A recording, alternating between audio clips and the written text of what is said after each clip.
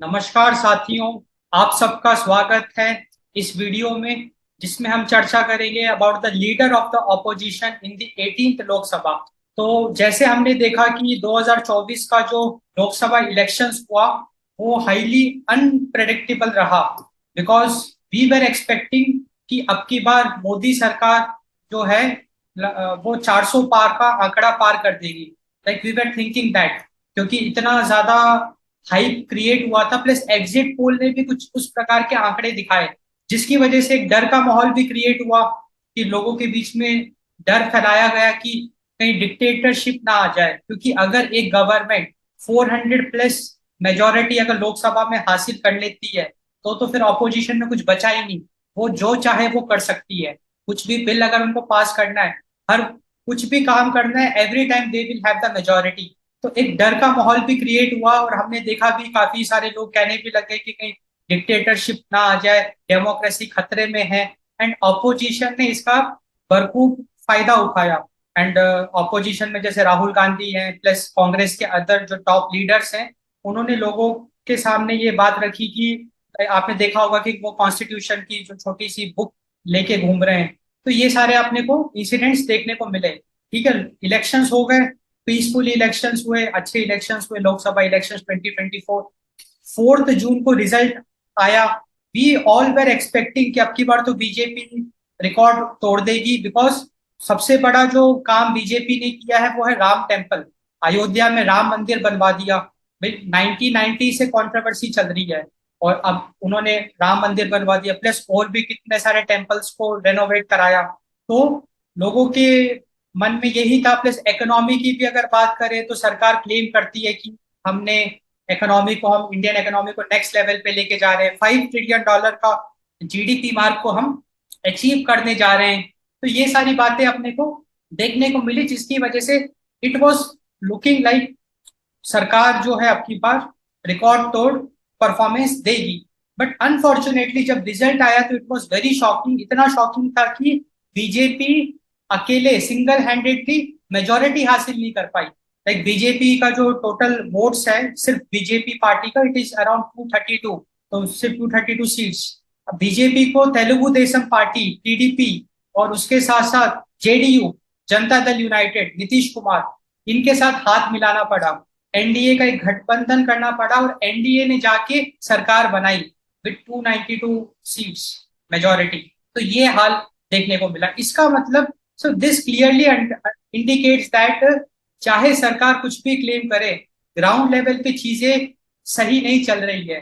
Ground level पे अभी भी लोग परेशान हैं, जिसकी वजह से लोगों ने बीजेपी को वोट नहीं किया। एंड ये एक बहुत इंपॉर्टेंट चर्चा का मुद्दा है। एंड डेफिनेटली हम भी इस पे जरूर आने वाले टाइम पे वीडियो बनाएंगे। आप जरूर हमारे चैनल को सब्सक्राइब करिए, सो दैट आपको बहुत अच्छी अच्छी जेन्युइन अनबायस्ड इनसाइट्स मिले, क्योंकि हमारा गोल यही है कि जो सत्य है वो अपने को पेश करना है। Because like we all are seekers of the truth. And उसी तरीके से हम अपनी कंट्री को सर्व भी कर सकते हैं। अगर मैं बायस ओपिनियन दूंगा तो एक तरीके से मैं देश के साथ गद्दारी कर रहा हूँ, एंड वो एक बहुत बड़ा पाप है।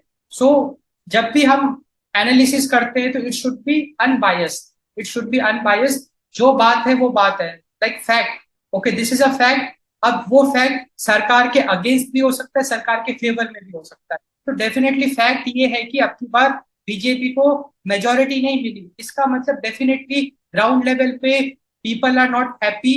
Like there are so many factors which needs to be explored कि why people are not happy with the BJP despite of so many like अगर मैं हिंदुत्व की बात करूं तो लाइक कितना काम किया, प्लस इकोनॉमी में they claim so many claims की $5 ट्रिलियन, $5 ट्रिलियन की हम जीडीपी हिट कर रहे हैं and all that. Despite of that, अगर सरकार को मेजोरिटी नहीं, लाइक नॉट सरकार, लाइक बीजेपी को मेजोरिटी नहीं मिल रही है, इसका मतलब ग्राउंड लेवल पे चीजें सही नहीं है। एक मैं अभी यहाँ पे पॉइंट रखता हूँ, वो है महंगाई। अब की बार महंगाई एक बहुत बड़ा मुद्दा है। एंड महंगाई एक ऐसी चीज है ना जो आपने जरूर अनुभव करी होगी। आप कोई भी चीज उठा के देखिए, उसका जो एमआरपी है वो कितना बड़ा है इन्हीं सालों में।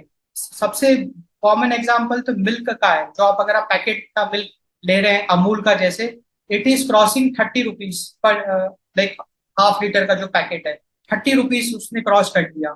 उसका एमआरपी। तो हर एक जो भी हम ग्रॉसरी कंज्यूम करते हैं या फूड ग्रेन हो गया, है ना, everything has become the rate of it is increase. उसको कहते हैं फूड इन्फ्लेशन बहुत ज्यादा बढ़ा है, जिसकी वजह से जो लोअर मिडिल क्लास के लोग हैं, क्योंकि देखो भारत की जो पूरी पॉपुलेशन है ना, like around 50% of the population is like below like middle and lower middle class people, more than 50% of the population. तो they are definitely not happy with the महंगाई। एंड उसके अलावा हमने अनएम्प्लॉयमेंट का भी बहुत ज्यादा अब की बार न्यूज में देखा था कि people are very very angry with the issue of unemployment. सरकारी नौकरियां उतने अच्छे से नहीं आ रही है, ऑल दैट इश्यूज, जिसकी वजह से बीजेपी को डेफिनेटली कुछ चैलेंज फेस करना पड़ा। इसका मतलब ये है कि 2024 का जो लोकसभा इलेक्शन है ना, उसने एक बहुत स्ट्रांग ऑपोजिशन दिया है, एक अच्छा ऑपोजिशन दिया है, स्ट्रांग ऑपोजिशन दिया है, no doubt in that. And उसकी वजह से अब की बार फॉर्चुनेटली अपने को एक लीडर ऑफ ऑपोजिशन देखने को मिला। क्योंकि देखो डेमोक्रेसी का मतलब यही है ना, डेमोक्रेसी का मतलब है कि रूलिंग गवर्नमेंट भी स्ट्रांग होनी चाहिए, अपोजिशन भी स्ट्रांग होना चाहिए, क्योंकि there should be someone to criticise the wrong moves of the government. ऐसा तो है नहीं कि सरकार हमेशा सही कदम उठाएगी, सरकार भी गलतियां कर सकती है, अपोजिशन का वही काम है कि आप गलती कर रहे हो, उस बात को वो संसद में उठाए, लोकसभा में।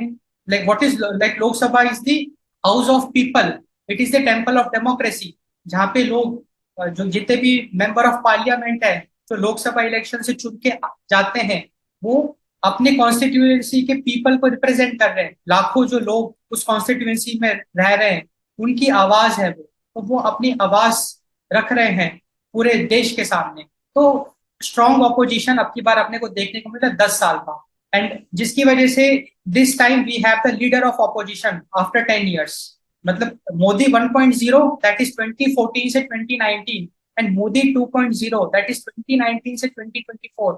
There was no leader of opposition. कितनी ये शर्म की बात है for a democracy, leader of opposition था ही नहीं, जिसकी वजह से ऑपोजिशन बिल्कुल भी नहीं था। एंड पूरा जो दबदबा था वो मोदी सरकार का था। बट अब की बार राहुल गांधी जो है ये लीडर ऑफ ऑपोजिशन का रोल प्ले कर रहे हैं। And it's very interesting to see that Rahul Gandhi ने अपने आप को इवॉल्व किया है। लाइक पहले तो लोग उनका ऐसा मजाक उड़ाते थे, like he used to be called like Pappu and all that, मतलब लाइक मीम्स वगैरह हो गया या कुछ भी, वो एक कमेंट पास करते थे तो मीडिया भी उनका बहुत पैर खींचने वाला काम जिसे कहते हैं, teasing, like we can all see it is everywhere in the media. But जिस तरीके से उन्होंने भारत जोड़ो यात्रा को लीड किया, एंड उसके बाद भी लाइक नाउ वो जो भी अभी स्टेटमेंट्स दे रहे हैं, प्रेस कॉन्फ्रेंस कर रहे हैं, तो एक काइंड ऑफ मेच्योरिटी अब अपने को देखने को मिल रहा है, लीडरशिप वाली जो क्वालिटी है वो we can see in the Rahul Gandhi. And अब की बार जो रिजल्ट आया है जिसमें कांग्रेस को एक कमबैक मिला है, हालांकि उतना अच्छा कमबैक नहीं है, कांग्रेस को 90 के अराउंड वोट्स मिले हैं, बट पिछले 2 टर्म की जो परफॉर्मेंस है, like Lok Sabha election 2014 and Lok Sabha election 2019 से अब की बार कांग्रेस को एक ठीक ठाक कमबैक मिला है। राहुल गांधी को भी क्रेडिट जाता है डेफिनेटली, क्योंकि देखो अपने को किसी के साथ नफरत नहीं करनी। आई डोंट अंडरस्टैंड कि हम इतना ज्यादा पोलराइजेशन कैसे कर रहे हैं। मतलब अगर कोई कांग्रेस की थोड़ी सी भी तारीफ कर देता है तो बीजेपी वाले, मतलब पॉलिटिक्स आ जाती है कि आप बीजेपी को सपोर्ट करो, आप कांग्रेस को सपोर्ट कर रहे हो, या आप बीजेपी को क्यों सपोर्ट कर रहे हो। हमको उससे ऊपर उठना है। देखो ऑपोजिशन भी देश की सेवा में लगी है, रूलिंग पार्टी भी देश की सेवा में लगे हैं। अब अगर राहुल गांधी भारत जोड़ो यात्रा कर रहे हैं तो उनका ऐसा भाई एक तरीके से he is representing people, he is trying to connect the people, and what is wrong in that? If he is doing something of that sort, like we should appreciate that. अगर कोई भी सिटीजन ऑफ इंडिया देश के लिए कुछ भी अच्छा काम करता है, we should support it, like we should appreciate it. Why politicians are always pulling the leg? अगर कोई भी अच्छा काम भी होता है ना तो कमियां निकालेंगे, so that shouldn't be there. तो अभी हम इस वीडियो में थोड़ा सा और डिटेल में डिस्कस करते हैं leader of opposition in the Lok Sabha, 18th Lok Sabha, that is Rahul Gandhi. So it is very interesting to see that 2014 से 2019 जो कि 16th लोकसभा था, 2019 से 2024 जो कि 17th लोकसभा था, लाइक 17th लोकसभा असेंबली, इन दोनों टर्म्स में like there was no leader of opposition. तो कोई भी मतलब देखो, लीडर ऑफ अपोजिशन बनने के लिए भी एक मेजोरिटी चाहिए अपोजिशन में, मतलब अपोजिशन में एक नंबर ऑफ सीट्स चाहिए। तो इतना एक सीरियस एक कंसर्न था कि लाइक 2014 से 2019, लाइक 16th लोकसभा एंड 2019 से 2024 17th लोकसभा, इन दोनों लोकसभा में ऑपोजिशन की मेजोरिटी बहुत कम थी, जिसकी वजह से कोई एलिजिबल ही नहीं था लीडर ऑफ ऑपोजिशन बनने के लिए। And we just had leaders of the Congress, we just had leaders of the Congress in the house. Like there was no leader of opposition, but there were only leaders of Congress. Like एक तरीके से Congress chief आप कह लो, क्योंकि कांग्रेस ही तो एक main opposition party है India में। तो इसमें वी हैड लाइक मल्लिकार्जुन खड़गे, जो अब की बार भी एक तरीके से कांग्रेस को लीड कर रहे हैं, and we had like Adhir Ranjan Chowdhury. But अब की बार लाइक 2024 से लेके 2029, like this is the 18th Lok Sabha, and इस 18th लोकसभा में since we have got a good opposition, मतलब अपोजिशन का मेजोरिटी एक ठीक ठाक है, जिसकी वजह से we got a leader of opposition. अब की बार लीडर ऑफ ऑपोजिशन है राहुल गांधी। अब डेफिनेटली हम इसी वीडियो में डिस्कस करेंगे कि लीडर ऑफ ऑपोजिशन की क्या पावर होती है। लाइक अगर Rahul Gandhi leader of opposition है, so what powers he hold as the leader of opposition, and it's very important us to know कि राहुल गांधी के पास क्या क्या पावर्स है एज लीडर ऑफ ऑपोजिशन। वो अभी हम वेरी सून डिस्कस करेंगे इसी वीडियो। राहुल गांधी की अगर हम एज की बात करें तो like he is 54 years old, तो रिलेटिवली ही इज यंग। क्योंकि भाई लोकसभा में तो हम कहते हैं ना, जो भी बड़े बड़े लीडर्स होते हैं जो एक अच्छी पोजीशन जिन्होंने अचीव करी है, वो लाइक 65 है ना, that is the age they are having. तो Rahul Gandhi is 54 years old। अब अगर मैं एक थोड़ा हिस्ट्री की बात करूं तो गांधी फैमिली, तो गांधी फैमिली में राहुल गांधी से पहले like Rajiv Gandhi, he was the leader of opposition from like 1989 to 1990। Actually उस समय वीपी सिंह की गवर्नमेंट, तो वीपी सिंह की गवर्नमेंट के दौरान like in the year 1989 to 1990 Rajiv Gandhi was the leader of opposition. फिर like we had Sonia Gandhi as the leader of opposition 1999 to 2004, and इस समय अटल बिहारी वाजपेयी की सरकार थी। तो डेफिनेटली आपको अटल बिहारी वाजपेयी जी की गवर्नमेंट याद होगी। उस दौरान उन्होंने काफी बड़े बड़े कदम उठाए थे, वो हम फिर कभी डिस्कस करेंगे। बट उस दौरान like Sonia Gandhi was the leader of opposition from 1999 to 2004। तो गांधी फैमिली की अगर हम बात करें तो तीन लीडर ऑफ अपोजिशन अपने को देखने को मिले। तो we had Rajiv Gandhi as the leader of opposition during the VP Singh government in the year 1989 to 1990। फिर we had Sonia Gandhi as the leader of opposition during the Atal Bihari Vajpayee government in the year 1999 to 2004। And अब हम देख रहे हैं Rahul Gandhi as the leader of opposition against the Modi government. And उन्होंने अभी start ही किया है, तो हम ईयर 2024 का आएंगे, आगे अपने को पता नहीं क्या होगा। एंड एक और हम काफी इंटरेस्टिंग फैक्ट ये देखेंगे कि like who is the first, या who was the first leader of opposition. तो अगर मैं फर्स्ट लीडर ऑफ अपोजिशन की बात करूं तो ही इज राम सुभग सिंह, राम सुभाग सिंह। ये जो है 1969 में he became the first leader of opposition, Ram Subhag Singh. अब हम ये देखते हैं कि लीडर ऑफ अपोजिशन एग्जैक्टली क्या पावर्स होल्ड करता है। लाइक अगर कोई लीडर ऑफ अपोजिशन बनता है तो उसको क्या बेनिफिट्स मिलते हैं, प्लस क्या उसके पास अथॉरिटी है, क्या पावर्स है। तो सबसे जो इंपॉर्टेंट पावर है that is the power to appoint, appointment करने की पावर है। अब ये क्या, थोड़ा इसको समझते हैं। So leader of opposition can participate in the appointment process of some key officials. Like किन किन की अपॉइंटमेंट में इनका रोल है। CBI director, CBI the central bureau of investigation, उनके जो डायरेक्टर है उनका अगर अपॉइंटमेंट होता है तो लीडर ऑफ अपोजिशन का एक से होता है उसमें। चीफ इलेक्शन कमिश्नर, तो चीफ इलेक्शन कमिश्नर का जब अपॉइंटमेंट होता है तो भी उसमें लीडर ऑफ अपोजिशन का एक से होता है। National human right commission chairperson, तो जो नेशनल ह्यूमन राइट कमीशन के जो चेयरपर्सन है उनका जब अपॉइंटमेंट होता है तो उसमें भी उनके अपॉइंटमेंट प्रोसेस में लीडर ऑफ अपोजिशन पार्टिसिपेट करता है, उसका एक से होता है।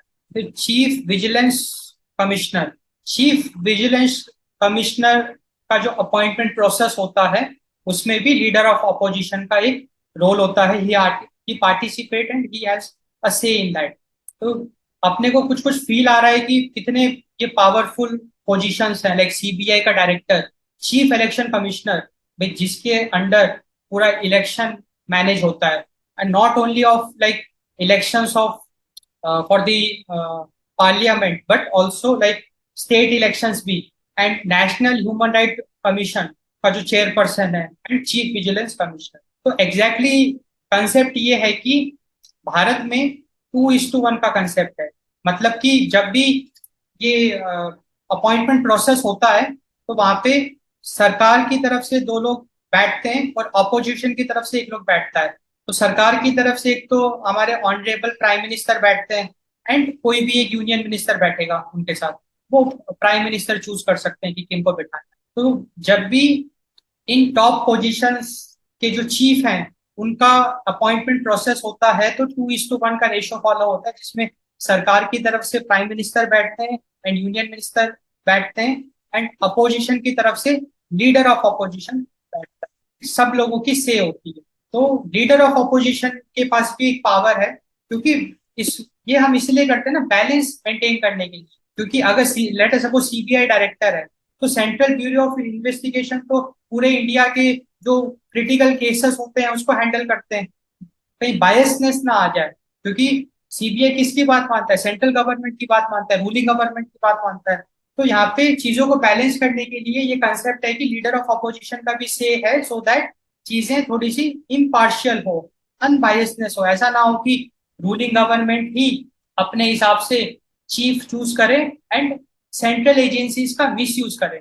सो to avoid the misuse of central agencies, this is a good concept.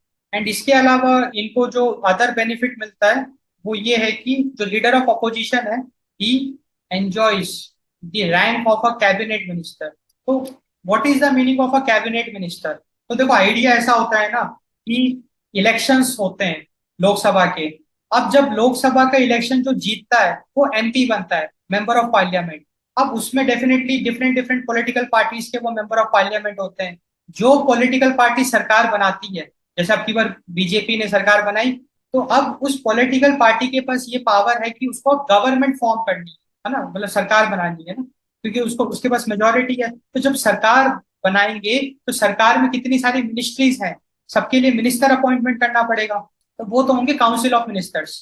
जैसे एग्रीकल्चर मिनिस्ट्री का एक मिनिस्टर हो गया, एजुकेशन मिनिस्ट्री का एक मिनिस्टर। तो ये सारे मिनिस्टर उस पॉलिटिकल पार्टी के मेंबर्स ही तो बनेंगे जो मेंबर ऑफ पार्लियामेंट है, जो चुनाव जीत के लोकसभा में आए हैं। कैबिनेट मिनिस्टर का मतलब ये होगा कि जैसे जो प्राइम मिनिस्टर हैं उनके कुछ खास मिनिस्टर्स होते हैं जो कि प्राइम मिनिस्टर को हमेशा अकम्पनी करते हैं in all the crucial meetings. उसको हम कहते हैं कैबिनेट। तो cabinet like set of ministers along with the prime minister who basically plays a very important role in the execution of the day to day operation. या जो executive wing होती है ना सर, तो कॉन्स्टिट्यूशन में तीन चीजें होती है। एक तो आपका लेजिस्लेटिव विंग होती है जिसमें आपके मेंबर ऑफ पार्लियामेंट्स आ गए। एक आपकी होती है एग्जीक्यूटिव विंग। एग्जीक्यूटिव विंग मतलब जिसने सरकार बनाई, तो सरकार में जो कैबिनेट मिनिस्टर्स हैं, है ना। एंड एक होता है जुडिशरी जो कि कानून। तो लाइक दिस इज तो कैबिनेट मिनिस्टर एक तरीके से सेट ऑफ मिनिस्टर्स होते हैं जो प्राइम मिनिस्टर के साथ बहुत क्लोजली वर्क करते हैं to run the country. Rahul Gandhi या जैसे जो लीडर ऑफ ऑपोजिशन होते हैं उनको भी वो रैंक मिल गई। तो नाउ लाइक जो लीडर ऑफ ऑपोजिशन है, he is the he holds the rank of a cabinet minister. It means he can also participate in some very important meetings, and he can also say, like he has the power. Prime minister has to listen to him. Prime minister को इनको सुनना पड़ेगा and इनकी बातों को भी seriously लेना पड़ेगा, because he holds the rank of a cabinet minister. And ये एक अच्छी पावर हम कह सकते हैं to maintain the balance. And इसके साथ साथ इनको पार्लियामेंट बिल्डिंग में, जो अभी अपना नया पार्लियामेंट बना है ना, कितना आलीशान, कितना शानदार पार्लियामेंट, तो उस पार्लियामेंट बिल्डिंग में इनको इनका खुद का एक ऑफिस मिलेगा जिसमें बाहर लिखा होगा लीडर ऑफ ऑपोजिशन। इनको अपना खुद का ऑफिस मिलेगा, पर्सनल ऑफिस, प्लस स्टाफ मिलेगा, office staff to take care of his business. Like business in the sense की जो भी उनका डे टू डे ऑपरेशंस है एज लीडर ऑफ ऑपोजिशन। तो दीज आर सम पावर्स जो कि लीडर ऑफ ऑपोजिशन के पास होती है। एंड अब since Rahul Gandhi leader of opposition बने हैं 10 साल के बाद, तो उनके पास ये सारी पावर आ गई।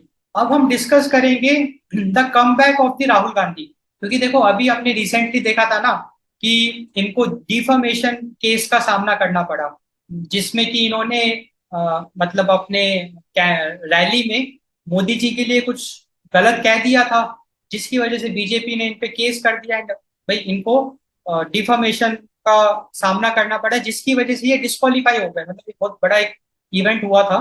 तो 2023 में Rahul Gandhi got disqualified as Lok Sabha MP, as a member of parliament of Lok Sabha.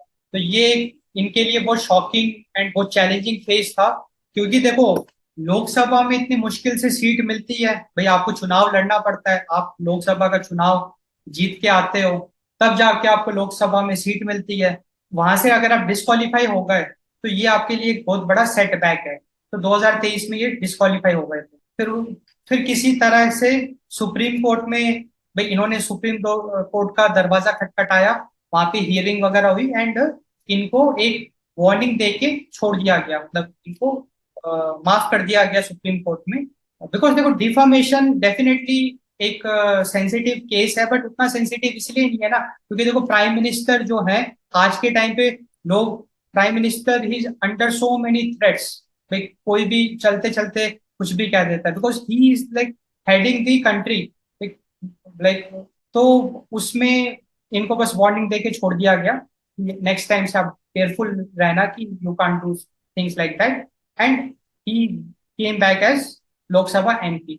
अच्छा, उसके बाद भारत जोड़ो यात्रा तो आपको पता ही है, बट उससे भी ज्यादा अब की बार जो लोकसभा इलेक्शंस हुए 2024, तो यहाँ से अपने को राहुल गांधी का कमबैक देखने को मिलता है, जहाँ पे इन्होंने रिकॉर्ड बना दिया एंड इन्होंने प्रूव किया कि he is like he is also a competent leader, जिनको जनता का सपोर्ट एंड प्यार मिल रहा है।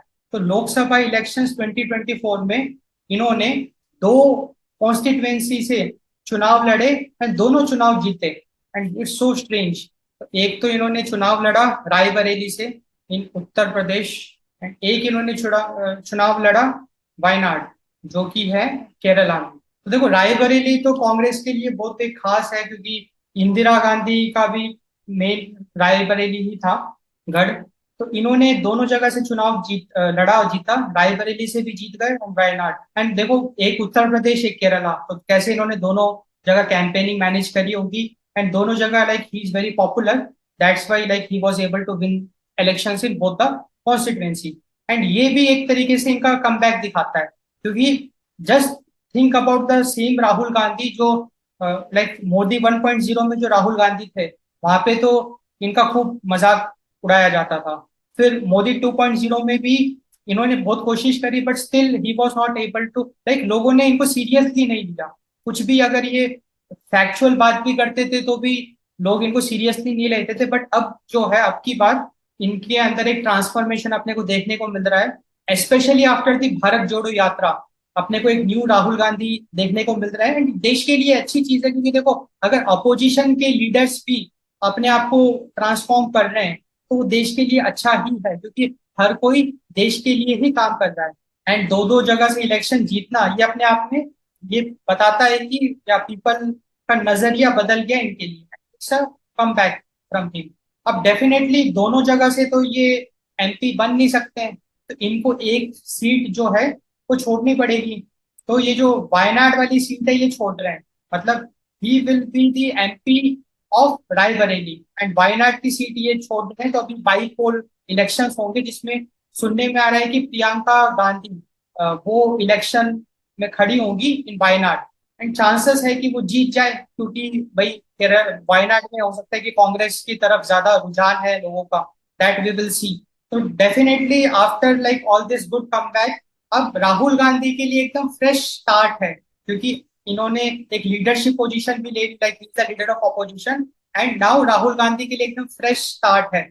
अभी हमने राहुल गांधी को हमेशा व्हाइट टी शर्ट और ट्राउजर्स में देखे, जहां भी ये जाते थे व्हाइट टी शर्ट पहनते थे, बट अब जब ओथ सेरेमनी हुआ एंड जब ये लीडर ऑफ ऑपोजिशन भी अपॉइंट हुए उसके बाद, तो हमने इनको व्हाइट कुर्ता पजामा में देखा, जैसे आप फोटो में देख पा रहे हैं।